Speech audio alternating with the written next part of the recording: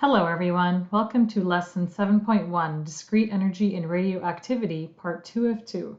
This is the slide we finished off with last time, so let's keep going. Alright, so we're going to be looking at radioactive decay a lot in this video. There are isotopes of atoms, and so isotopes are essentially when you have the same element but with the same number of protons and electrons but a different number of neutrons. Now, some of those isotopes are stable and some of them are unstable. When the isotopes are unstable, they will decay and they radioactively decay, and a lot of times they will release these particles, either alpha particles, beta particles, which could be an electron or a positron, or it could release gamma radiation, which is very dangerous ionizing radiation. Now, in this graph, we have neutrons on the vertical axis and protons on the horizontal axis. And what you see here is that anywhere where there is a red dot is an example of a stable nuclide. Remember that nuclide is another name for isotope. And what we see here is up to Z is equal to 20, so from 1 to 20 protons in the nucleus, the neutron to proton ratio is close to 1. And so we can see that right here. So if we were plotting a line in mathematics, we would call this the line y is equal to x. So whatever the x value is, the y value is the same. So for example, lithium 6. Okay, so lithium is the third element on the periodic table, and since it has 3 protons and a mass number of 6, so 6 nucleons, therefore it has 3 neutrons as well, so 3 to 3. Now after Z is equal to 20, you can see that there tends to be more neutrons than protons. Okay. Now, why might that be? So just think about that for a moment. In the meantime, let's look at some examples. We've got cadmium 110 with 48 protons, okay? And we have mercury 202 with 80 protons and clearly more than 80 neutrons. So you can see that the ratio is going from 1 to 1 to 1.29 to 1 to 1.53 to 1. So as the number of protons increases, all of a sudden you need more and more neutrons. So why would that be for a stable nucleus? Well, if you remember from the last video, we said that the only reason that the atom can stay together, the only reason that the nucleus doesn't just fly apart, is after all, the nucleus is made up of protons, which are positive charges, and neutrons, which are neutral. So the neutral charges don't really have any kind of attraction or repulsion via electromagnetic attraction and repulsion. But the protons, they want to move as far away from each other as possible. And the more protons there are, the more electrostatic repulsion there's going to be. Right? So it's going to be a huge force. We saw that there is another force countering that, and that is the strong force, also known as the strong nuclear force.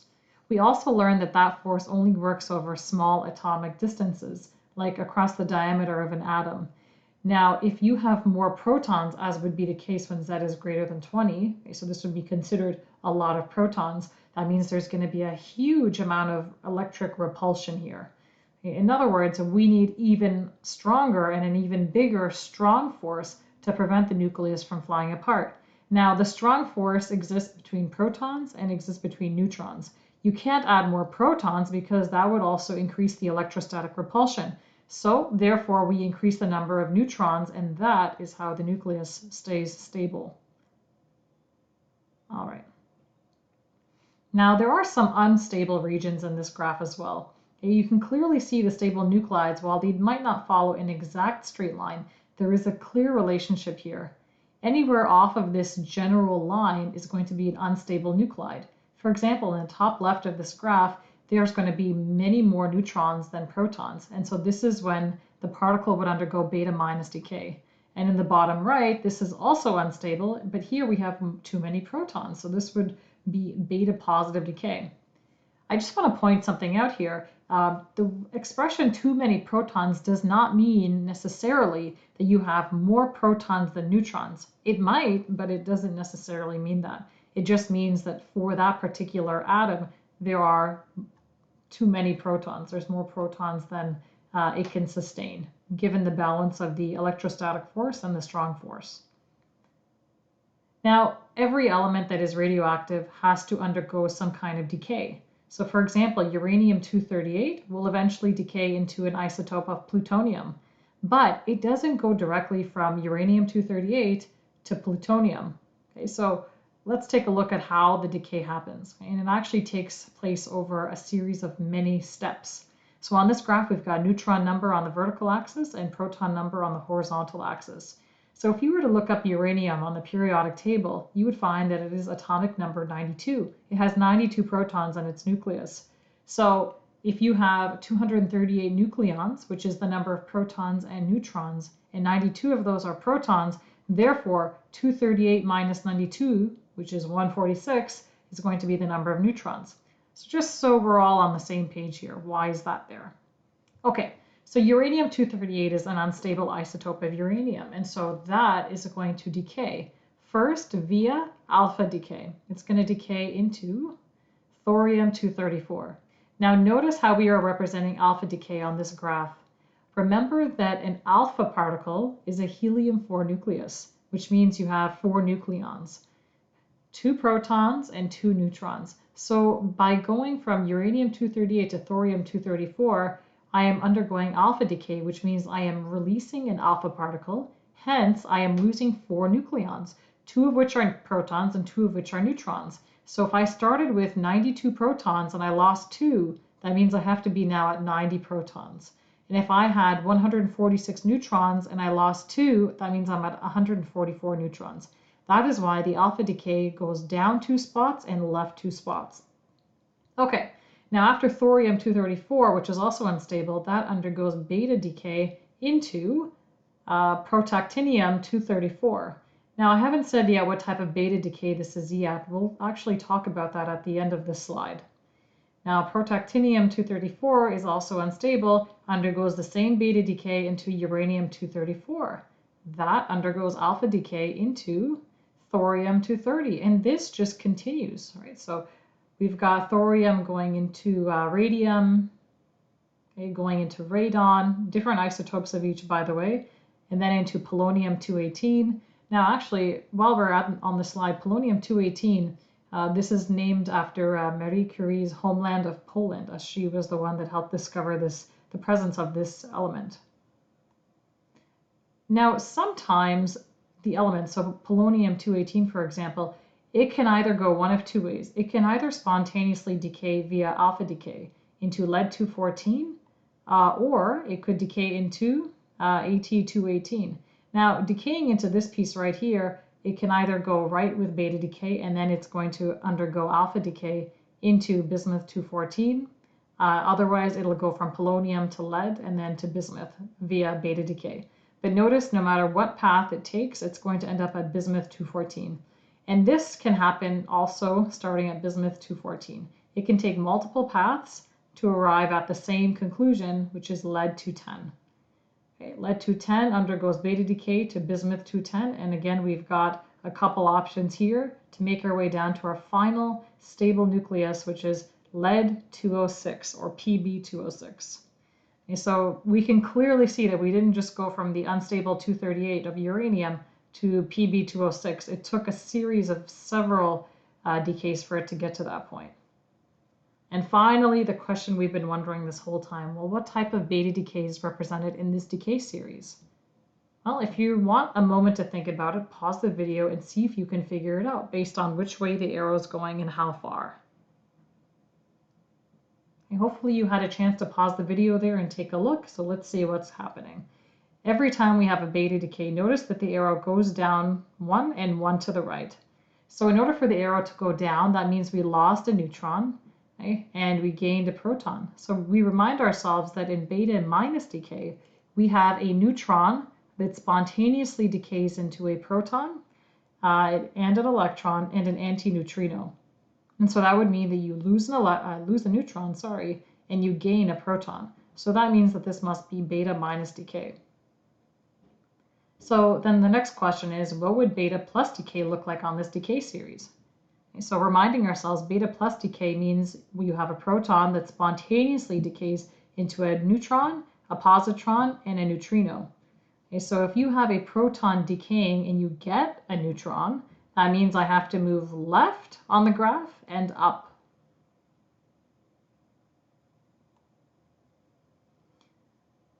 Now, what you've seen over the last 2 slides is that there are nuclides that are stable, but there are also ones that are unstable. The unstable ones decay either through one or more steps until they reach finally a stable version or a stable isotope. Now, that decay is spontaneous.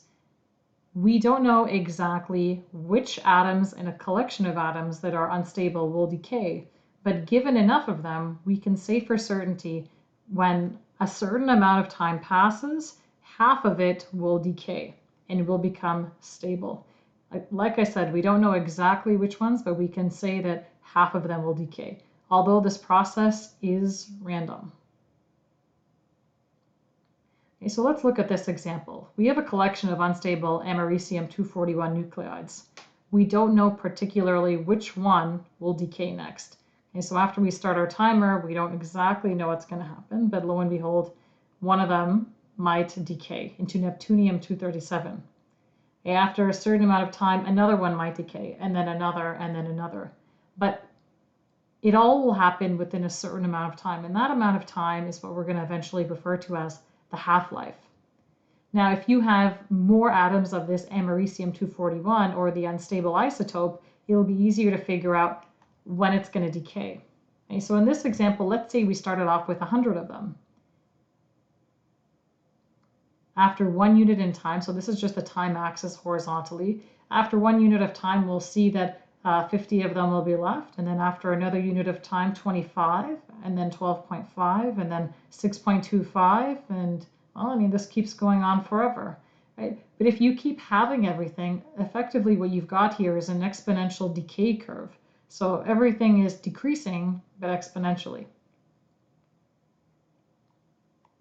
Now, the fact that it's halving every time, this is where the expression half-life comes from.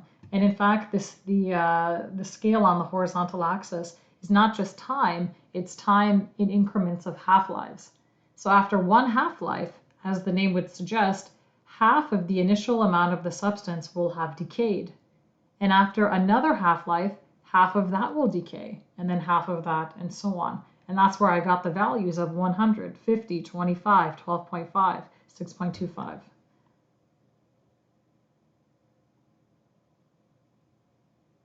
Okay, so this process continues. Now, how do we measure the amount of these radioactive isotopes? Well, rather than measuring the amount of remaining radioactive nuclide in a sample, we measure what's called the decay rate. Now, these decay rates are measured using something called Geiger Counters, or more officially Geiger Counters.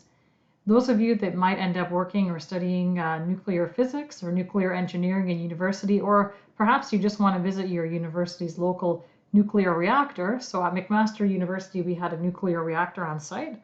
And if you want to actually visit it or take a tour, or if you work there, they make everyone wear something called a Geiger counter. So before you enter the facility and every time you leave, you have to measure how much exposure you had to the radiation. And so it's a small device. It's not this big. You don't carry it around with you, but it's a small version of this that you attach to your belt or your pants. Now, decay rate is measured in a unit called the becquerel.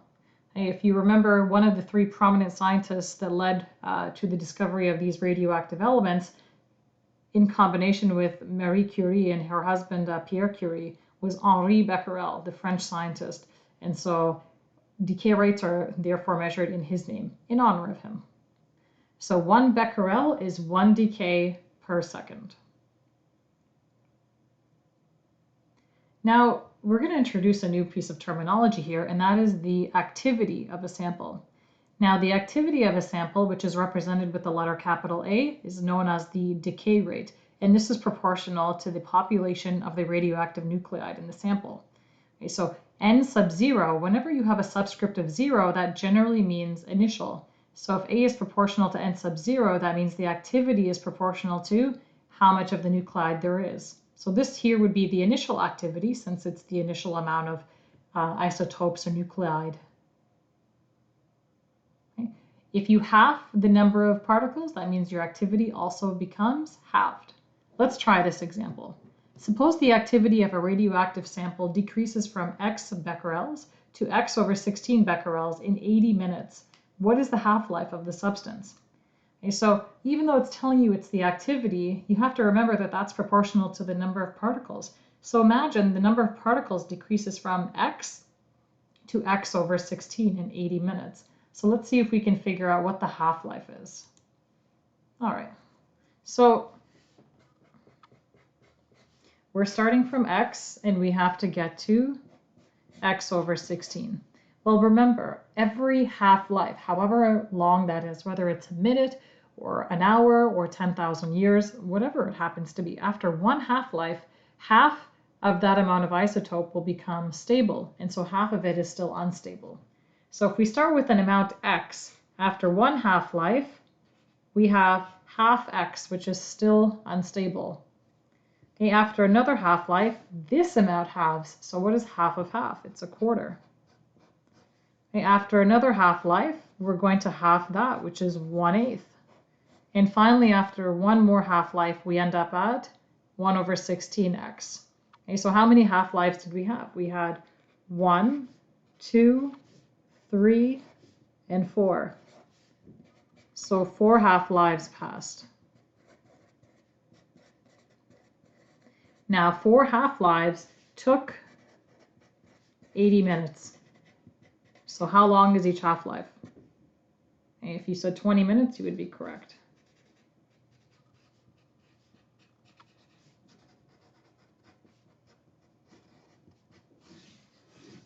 Each half-life is the same, but notice that at the beginning there's a very high activity. Half of it getting decreased is a lot, and each time you half it, there is less and less changing every time. All right, let's go back to the slides.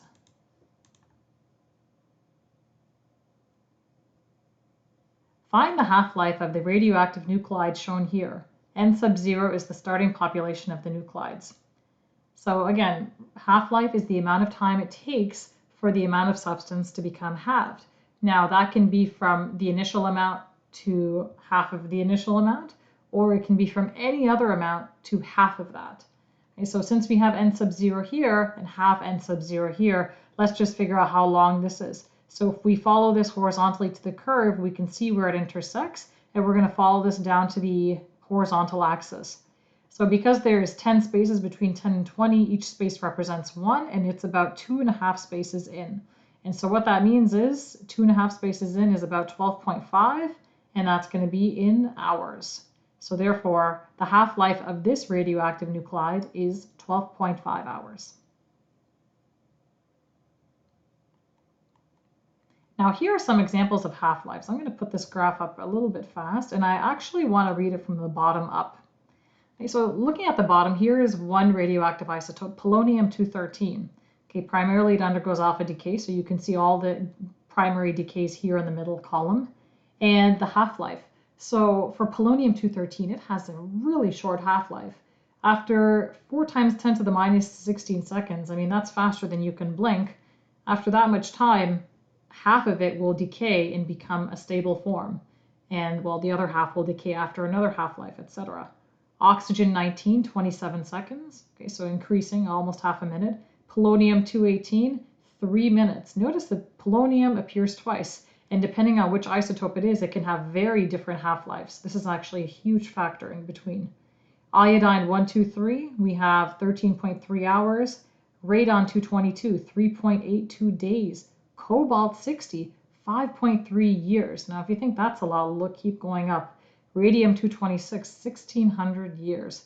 Plutonium-239. Okay, now we're getting really big numbers. 2.4 times 10 to the 4 years. Now, uranium-238, that's on the order of billions of years. 4.5 billion years. Or rubidium-87, almost 50 billion years. That is an exceptionally high number. So for rubidium-87, it would take 50 billion years, nearly 50 billion years, for half of that radioactive isotope to become stable. Now, keep in mind that our universe has only been around for 13.87 billion years. So in order for this thing to decay, I don't even know if our universe will be around at that time. So, well, that's something to think about.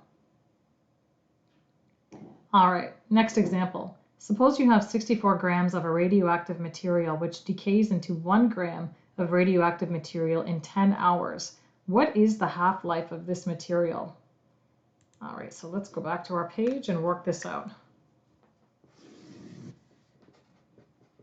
So we are starting off with 64 grams. Okay, and eventually it's going to decay into 1 gram in 10 hours.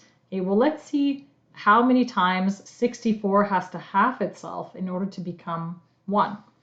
Okay, so if we have 64 once, we get 32. If you half it again, you're going to get 16. You half it again, you're going to get 8, then 4, then 2, and finally 1. Okay, so to go from 64 grams to 1 gram, it took 1, 2, 3, 4, 5, 6 half-lives. Now I'm told how long all of this takes. I'm told that all of this takes 10 hours.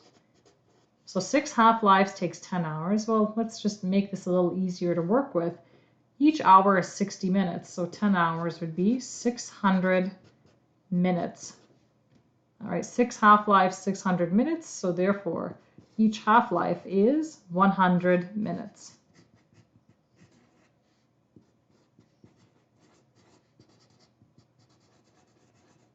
And for something like this, you don't have to express it in SI units. For these kinds of answers, you want to express them in convenient units. All right, let's go back to the slides. A nuclide X has a half-life of 10 seconds. On decay, a stable nuclide Y is formed. Initially, a sample contains only the nuclide X. After what time will 87.5% of the sample have decayed into Y?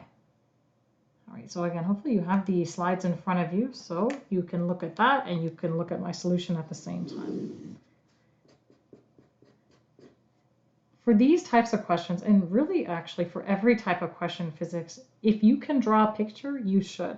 And something like this, you might not think of drawing a picture, but it really helps show your work and try to figure out what's going on. So we start off with a nuclide X. So I'm just going to draw a circle with an X inside. So this, in this container or in this petri dish or whatever it is, I have a certain amount of substance X. Now I know the half-life is 10 seconds. Now this thing, when it decays, it eventually is going to form Y. So eventually this entire thing is going to be Y. Now what we're told is that initially, so we start off with X, and after some time, 87.5% of the sample has decayed to Y. So we're actually dealing with this case. So 87.5% is Y, and the rest is X. So this is 0.875. So if this whole thing is 1, then on the left I have 0.875. So if you have 100% minus 87.5, you have 12.5 or 0.125, right? So what we care about is how much is left. So we go from 100%. So if you want, actually, maybe it's easier to express it in percent. We start off with 100% of X, and we're left with 12.5% of X. So how many half-lives did it take for that to happen? Right? So once we figure out the number of half-lives, and we know each half-life is 10 seconds, we multiply to 2, and we know how much time it took. Okay, well, let's see. Starting from 100, so if we pass one half-life, 100 becomes 50. So you have 100% X, then 50% X. And then after another half-life, you only have 25% X. And then after one more half-life, you have 12.5%. Right? So there we go. It only took 1, 2, 3 half-lives. And so you can actually see the way I'm solving this. This is a really nice way to show your work. You don't just jump to this. You explain this. So make sure you don't use this number, because what you care about in this kind of problem-solving technique is how much of the radioactive nuclide is left, which in this case is 12.5%. So 3 half-lives times 10 seconds per half-life. All right, so that just is 30 seconds. That's pretty easy to calculate. Okay. So 30 seconds has passed. Let's go back to the slides.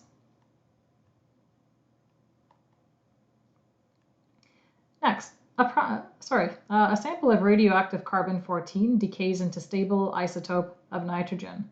As the carbon-14 decays, the rate at which nitrogen is produced, A, decreases linearly with time, B, increases linearly with time, C, decreases exponentially with time, and D, increases exponentially with time. Okay, so what we're asked for here is to figure out the rate at which nitrogen is produced. So let's go to the page here. I want to show you something. So on an earlier slide, we saw that with time, this is the amount of the radioactive nuclide, right? So we start off with N0, or we could just call it N. I just don't want that to get confusing with number of neutrons. So we'll call this amount of radioactive nuclide.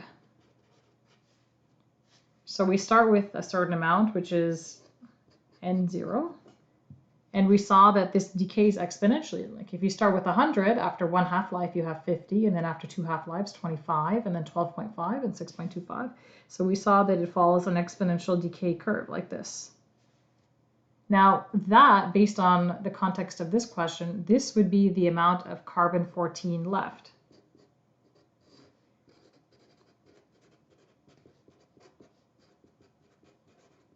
Okay, so we'll do that in black. Now, keep in mind that nitrogen-14 is being created at the same time. So in order for nitrogen-14 to be created, you have to remember that the number of atoms has to stay constant throughout the whole thing.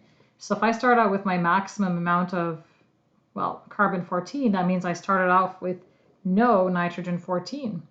And as this amount of carbon-14 decreased rapidly, that means the amount of nitrogen-14 had to increase rapidly. Now, as you go on, the amount of carbon-14 is still decreasing, but at a slower and slower rate, and therefore the amount of nitrogen-14 will increase, but at a slower and slower rate. So it's going to look something like this. So you have a curve that looks like that. So this is the amount of nitrogen-14 produced, and this is the stable isotope. Now, in order to figure out the rate, so remember in an earlier video I said rate in physics means the amount of something with respect to time. So in this case, it would be the amount of the nuclide. And we figure out the rate by investigating the slopes. So, well, all I have here is my long ruler, so it's fine, I'll just use this.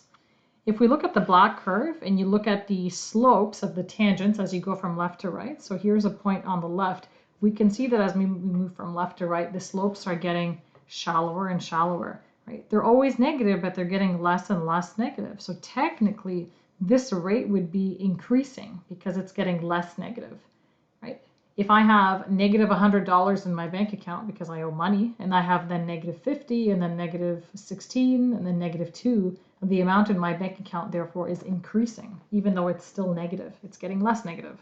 All right, so now looking at this graph right here, the orange one, the amount of nitrogen-14, you can see that throughout the entire thing, the slope is always positive, but it starts off being very positive, gets less positive, gets less positive, less positive, less positive, right?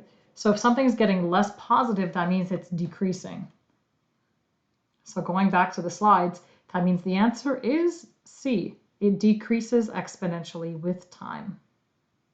And the same thing is here on the slides. All right.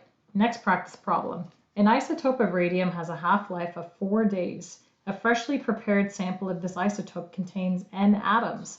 The time taken for 7n/8 of the atoms of this isotope to decay is... All right, so let's go to our page and solve this. Okay.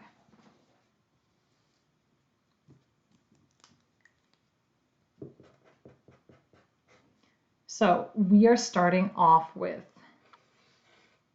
N. Let's see, and this is going to decay. Let's see, the question says the time taken for 7n/8. So 7/8 of the entire N to decay. Well, if 7/8 decays, then how much is left? 1/8, right? So that's 1/8 N. So if that's hard to see, that's 1/8 N. And this is 7/8 N decayed. And this is 1/8 N still unstable. So available for decaying. This is the number you care about. Right? So pretty much what we're trying to do is figure out how do we go from 1n to 1/8n. So if we start at 1, after one half-life, we're going to have half. After another half-life, a quarter. And after one more half-life, we'll be at 1/8. And so what you can do is just stick an n there if that makes you feel more comfortable. But it's the same thing. So that took 1, 2, 3 half-lives. All right. Now, we're told that the half-life is 4 days.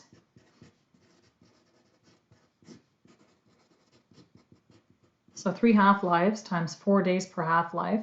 That means it took 12 days. It's just shy of 2 weeks for it to decay to that amount.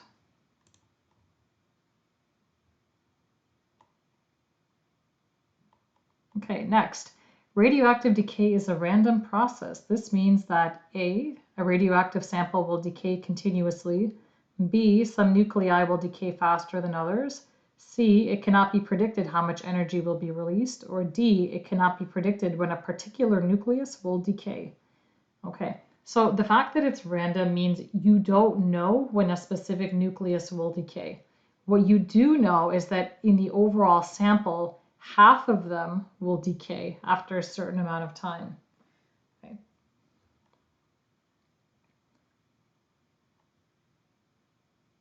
Moving on. One isotope of potassium is potassium-42. So you can see in this problem, you're actually given the atomic number, the number of protons, which is 19. Hence, you don't need a periodic table, like I mentioned in the previous video. Nuclei of this isotope undergo radioactive decay with a half-life of 12.5 hours to form nuclei of calcium.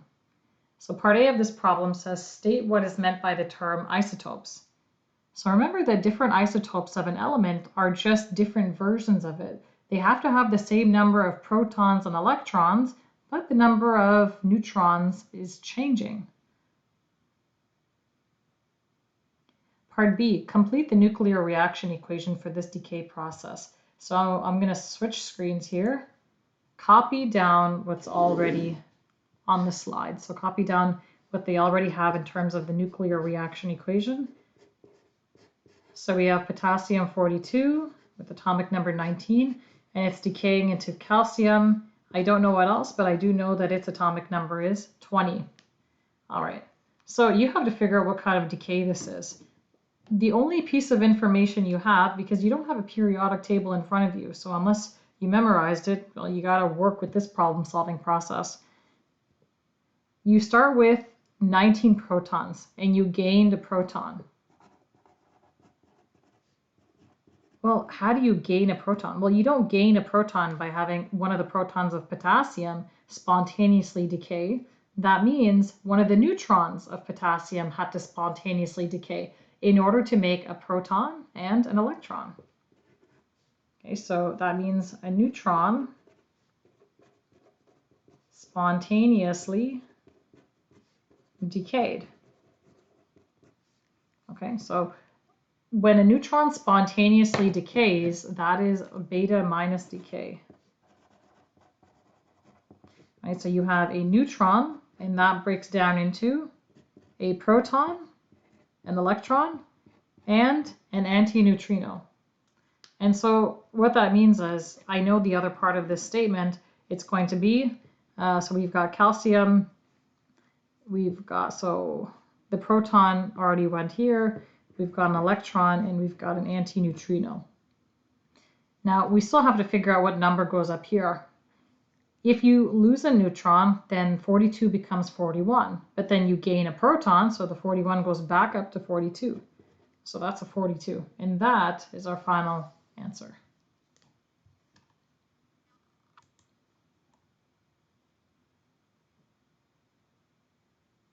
All right, part C. The graph below shows the variation with time of the number n of potassium-42 nuclei in a particular sample. The isotope of calcium formed in this decay is stable. On the graph, draw a line to show the variation with time t of the number of calcium nuclei in the sample. So since you have this image in your printed slides, pause the video right now and see if you can sketch in the other curve.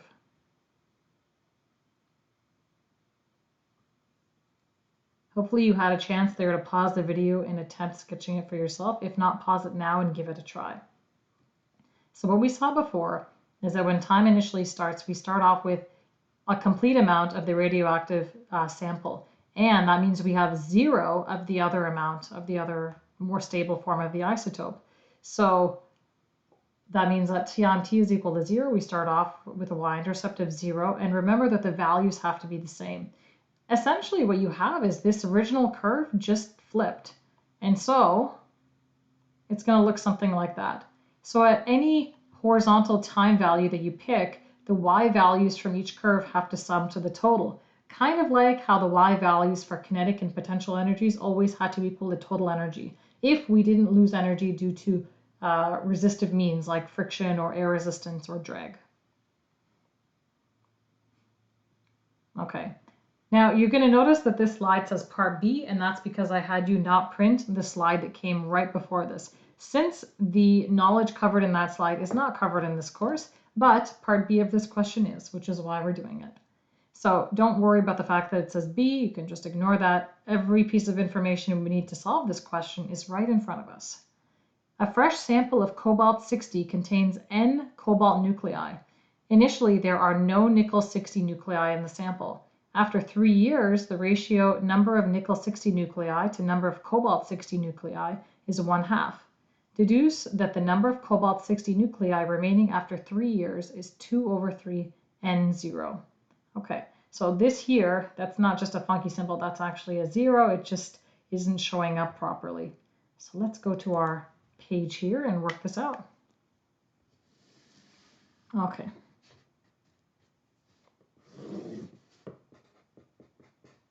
So initially, we've got our sample of cobalt-60. Again, this is just to help you visualize what's happening.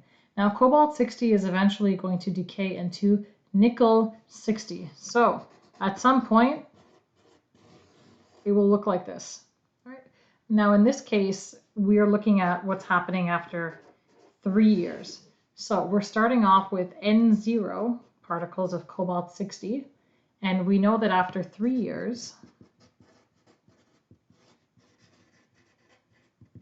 the number of nickel-60 nuclei to the number of cobalt-60 nuclei is equal to 1/2. So that means the number of nickel-60 is equal to 1/2 the number of cobalt-60. So I just multiplied this across. Okay, now let's see if we can sketch what that looks like. However much I have of cobalt-60, the amount of nickel-60 is 1/2 of that. And so in order for you to have, well, quote unquote 3 halves, you have to split this into 3 pieces. Okay, and I know that, well, 2 of those pieces is going to be cobalt-60. So this side will be cobalt-60, and nickel-60 is 1/2 of that. So this would be the amount of nickel-60 left. So it's really just a matter of problem solving and trying to figure out how these pieces can divide. Right? So we can just verify that the amount of nickel-60 is 1/2 of the amount of cobalt-60. And the only way for that to work is if you have 2/3 of the entire substance now cobalt-60 and 1/3 of it be nickel-60. And so that's what the question is saying. It says deduce the number of cobalt-60 nuclei remaining after 3 years is 2/3 N0. And sure enough, I have 2/3 N0 left over. Okay. Next, the initial activity or rate of decay of a sample of a mass 25 micrograms of a radioactive isotope is A0. The half-life of the isotope is T1/2. Which of the following gives the initial activity and half-life of a sample of mass 50 micrograms of this isotope? Well, the easy one here to answer would be half-life. Half-life, the amount of time it takes for the substance to become half stable, or half of it to randomly and spontaneously decay, is fixed. So if I have a certain amount of radioactive carbon-14 and it's going to decay, the amount of time it takes for 100 of those atoms to become 50 and the time it takes for 50 of those atoms to become 25, and the time for 25 to become, well, not 12.5, but maybe either 12 or 13, that amount of time each time is the same. So the half-life is always the same, which means it's either going to be A or B. It cannot be C or D, so those are out.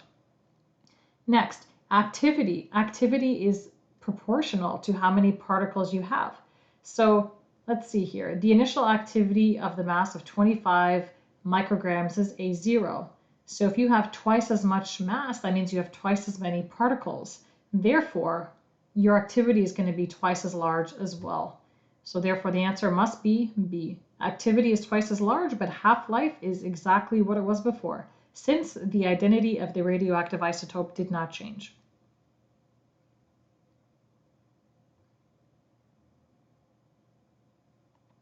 Okay, and here we go. Nuclide X has a half-life of 1 day and nuclide Y has a half-life of 5 days. In a particular sample, the activities of X and Y are found to be equal. When the activity is tested again after 10 days, the activity will be A, entirely due to nuclide X, B, due equally to nuclides X and Y, C, mostly due to nuclide X, or D, mostly due to nuclide Y. So really what it's asking is, after 10 days have passed, is there a lot of X, a lot of Y? Is it equal amounts of X and Y, or is one bigger than the other? So let's go to our page here and check this out. Okay, so X has a half-life of 1 day and Y has a half-life of 5 days.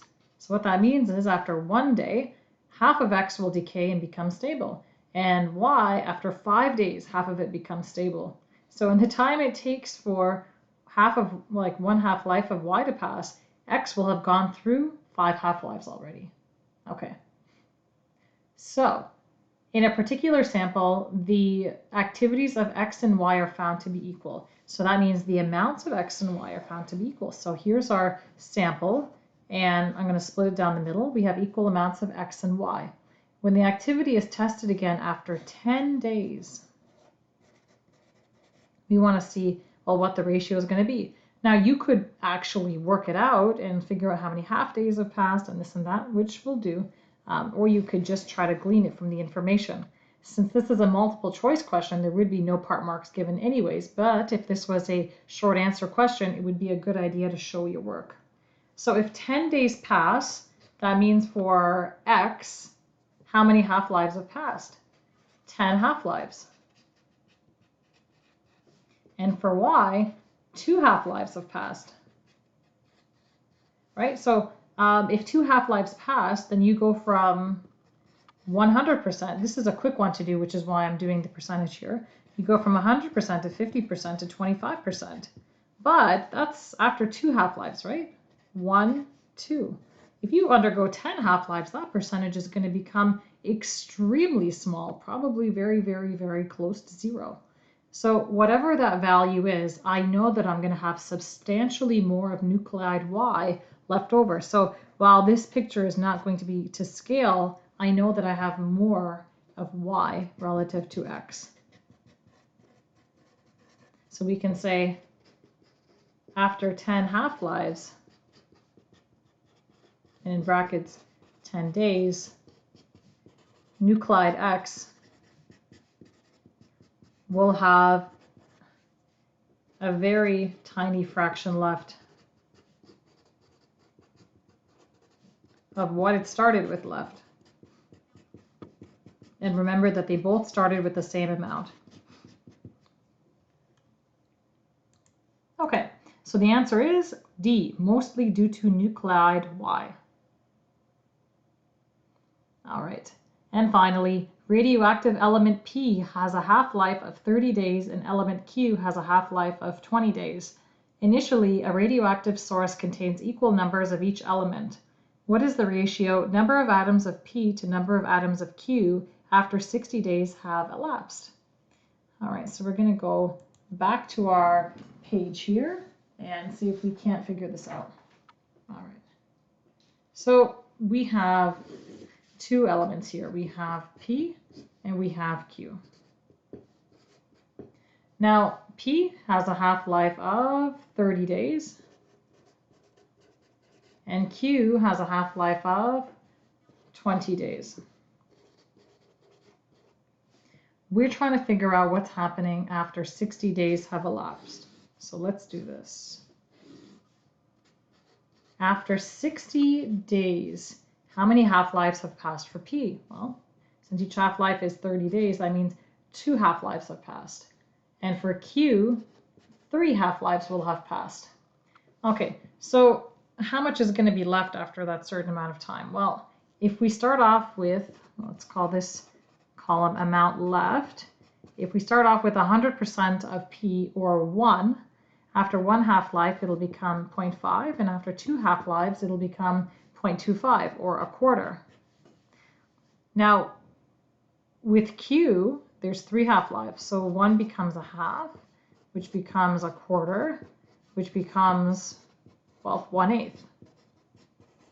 So 1/4 of P is left, 1/8 of Q is left, and the question is asking us to determine the ratio of number of atoms of P over number of atoms of Q. Okay, so number of atoms of P is 1/4. Number of atoms of Q is 1/8. Now here's some quick mathematics. When you have a fraction over a fraction, take the fraction in the denominator, flip it, and multiply it to the fraction in the numerator. So 8 divided by 4, so I put a 2 here and a 1 here, and I get 2 overall. Okay, so therefore the ratio I have left is 2. So the answer would be D. Okay, so that is it for lesson 7.1, video 2 of 2.